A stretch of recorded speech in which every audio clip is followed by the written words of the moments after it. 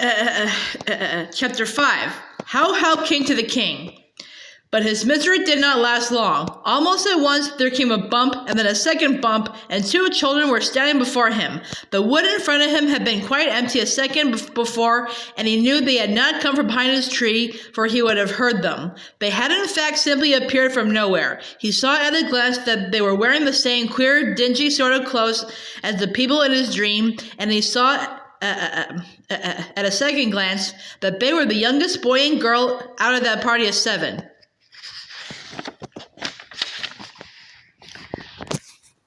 "Gosh," said the boy. "That took one's breath away, I thought." "Hurry up and get him untied," said the girl. "We can talk afterward." Then she added, turning to Tyrion, "I'm sorry we've been so long. We came the moment we could." While she was speaking, the boy produced a knife from his pocket and was quickly cutting the king's bonds. Too quickly, in fact. For the king was so stiff and numb that when the last cord was cut, he fell forward on his hands and knees. He couldn't get up again till he had brought some life back into his legs by a good rubbing. "I say," said the girl, "it was you, wasn't it, who appeared to us that night when we were all at supper, nearly a week ago?" "A week, fair maid," said Tyrion. "My dream led me into your world scarce 10 minutes since." "It's the usual muddle about times, Paul," said the boy. "I remember now," said Tyrion. "That too comes in all the old tales. The time of your strange land is different from ours. But if we speak of time, 'tis time to be gone from here, for my enemies are close at hand. Will you come with me?" "Of course," said the girl.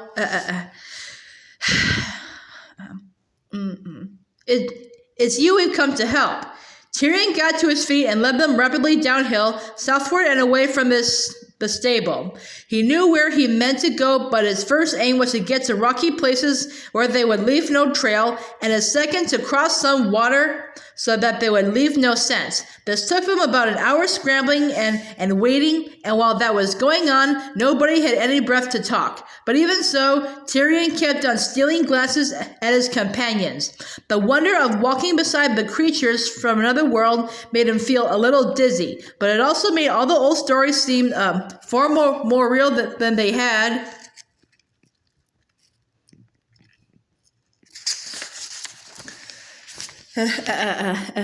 Ever seen before. Anything might happen now. "Now," said Tyrion as they came to the head of a little valley which ran down before them among young birch trees, "we are out of danger of those villains for a space and may walk more easily." The sun had risen, dewdrops were twinkling on every branch, and birds were singing. "What about some grub? I mean for you, sir. We too have had our breakfast," said the boy.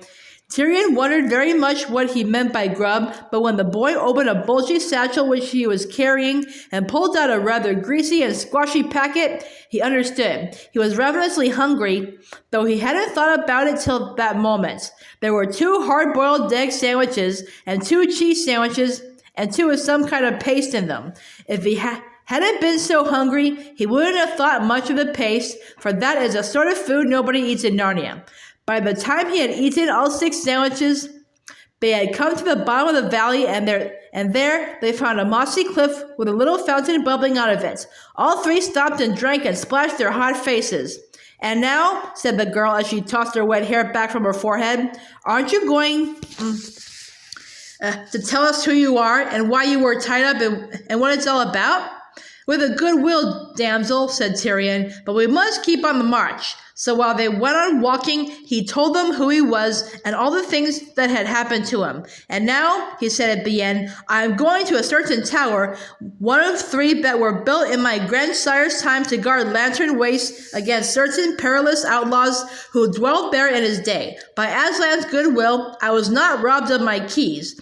In that tower we shall find stores of weapons and mail and some victuals also, though no better than dry biscuit. There also we can lie safe while we make our plans. And now, prithee, tell me who you 2 are and all your story." "I'm Eustace Scrubb, and this is Jill Pole," said the boy. "And we were here once before, ages and ages ago, more than a year ago by our time, and there was a chap called Prince William, and they were keeping this chap underground, and Puddleglum put his foot in. Ha! Cried Tyrion. Are you then that Eustace and that Jill who rescued King Brilliant from his long enchantment?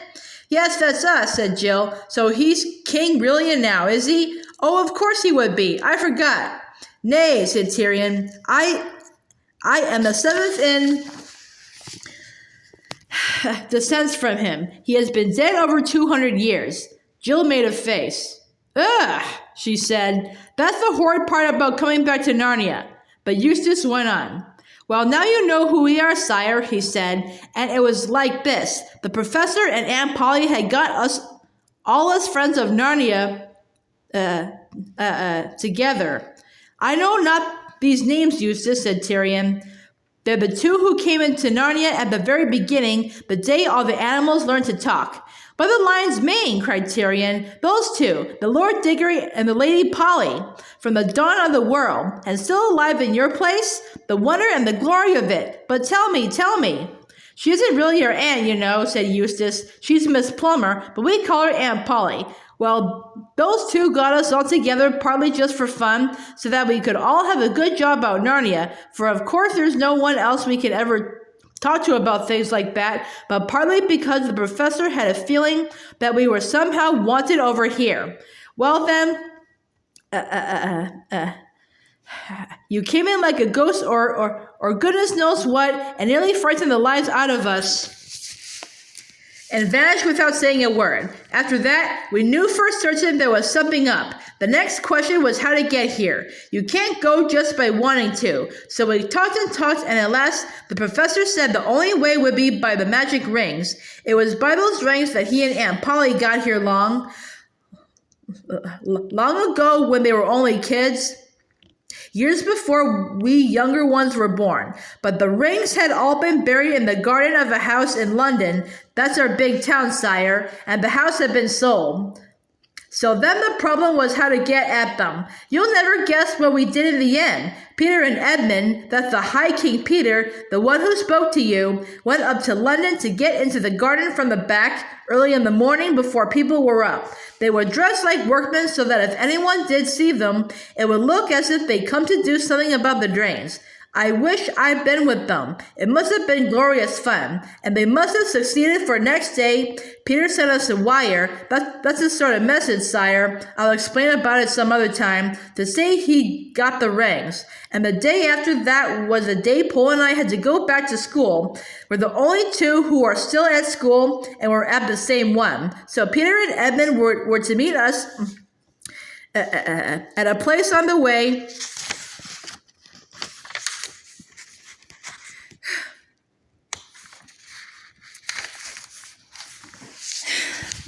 Down to school and hand over the rings. It had to be us two who were to go to Narnia, you see, because the older ones couldn't come again. So we got into the train. That's the kind of thing people travel in our world. A lot of wagons chained together, and the professor and Aunt Polly and Lucy came with us. We wanted to keep together as long as we could. Well, there we were in the train, and we were just getting to the station where the others were to meet us, and I was looking out of the window to see if I could see them when suddenly there came a most frightful jerk and a noise, and there we were in Narnia, and there was your majesty tied up to the tree. So you never used the ring? Said Tyrion. No, said Eustace, never even saw them. Aslan did it all for us in his own way without any rings. But the High King Peter has them, said Tyrion. Yes, said Jill, but we don't think he can use them. When the two other Pevensies, King Edmund and Queen Lucy, were last here, Aslan said they would never come to Narnia again, and he said something of the same sort to the High King only longer ago. You may be sure he'll come like a shot if he's allowed. Gosh, said Eustace, it's getting hot in this sun. Are we nearly there, sire? Look, said Tyrion and pointed. Not many yards away, great gray battlements rose above the treetops, and after a minute's more walking, they came out in an open grassy space. A stream ran across it, and on the far side of the stream stood a squat, square tower with very few and narrow windows, and one heavy-looking door in the wall that faced them.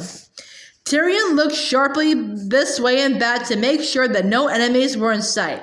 Then he walked up to the tower and stood still for a moment, fishing up his bunch of keys, which he wore inside his hunting dress on a narrow silver chain that went around his neck.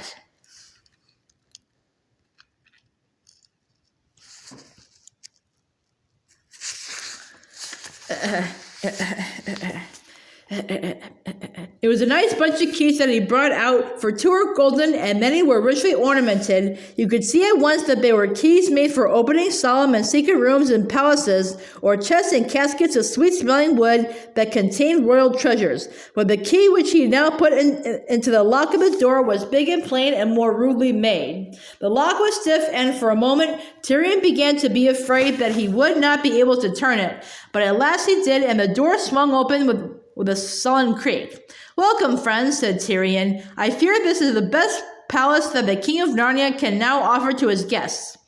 Tyrion was pleased to see that the 2 strangers had been well brought up. They both said not to mention it, and that they were sure it would be very nice. As a matter of fact, it was not particularly nice. It was rather dark and smelled very damp. There was only one room in it, and this room went right up to the stone roof. A wooden staircase in one corner led up to a trap door by which you could get out on the battlements. There were a few rude bunks to sleep in, and a great many lockers and bundles. There was also a hearth which looked as if nobody had lit a fire in it for a great many years.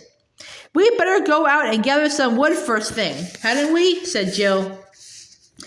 "Not yet, comrades," said Tyrion. He was determined that they should not be caught unarmed, and began searching the lockers, thankfully remembering that he had always been careful to have these garrison towers inspected once a year to make sure that they were stocked with all things needful. The bowstrings were there in their coverings of oiled silk, the swords and spears were greased against rust, and the armor was kept bright in its wrappings. But there was something even better. "Look," said Tyrion as he drew out a long mail shirt of a curious pattern and flashed it before the children's eyes.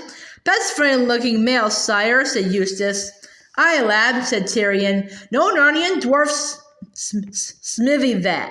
'Tis mail of Calormen, outlandish gear. I have ever kept a few suits of it in readiness, for I never knew when I or my friends might have reason to walk unseen in the Tisrock's land. And look on this stone bottle.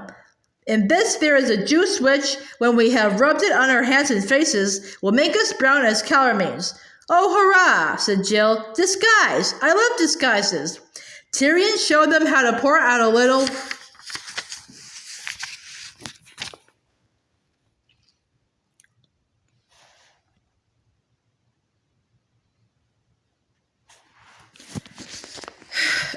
of the juice into the palms of their hands, and then rub it well over their faces and necks, right down to the shoulders, and then on their hands, right up to the elbows. He did the same himself. "After this has hardened on us," he said, "we may wash in water and it will not change. Nothing but oil and ashes will make us white Narnians again. And now, sweet Jill, let us go see how this mail shirt becomes you. 'Tis something too long, yet not so much as I feared. Doubtless it belongs to a page in the train of one of their Tarkans." After the mail shirts they put on Calormene helmets, which are little round ones fitting tight to the head and having a spike on top. Then Tyrion took long rolls of some white stuff out of the locker and wound them over the helmets till they became turbans. But the little steel spikes still stuck up in the middle.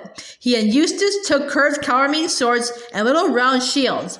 There was no sword light enough for Jill, but he gave her a long straight hunting knife, which might do for a sword at a pinch.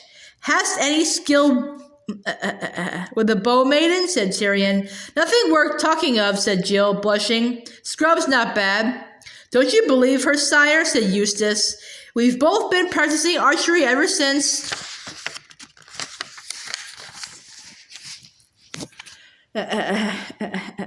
"We got back from Narnia last time, and she's about as good as me now. Not that either of us is much." Then Tyrion gave Jill a bow and a quiver full of arrows. The next business was to light a fire, for inside that tower it still felt more like a cave than like anything indoors and set one shivering. But they got warm gathering the wood. The sun was now at its highest, and when once the blaze was roaring up a chimney, the place began to look cheerful. Dinner was, however, a dull meal, for the best they could do was to pound up some of the hard biscuit, which they found in a locker, and pour it into boiling water with salt so as to make a kind of porridge. And of course, there was nothing to drink but water. I wish we brought a packet of tea, said Jill, or a tin of cocoa, said Eustace. A firkin or so of good wine in each of these towers would not have been amiss, said Tyrion.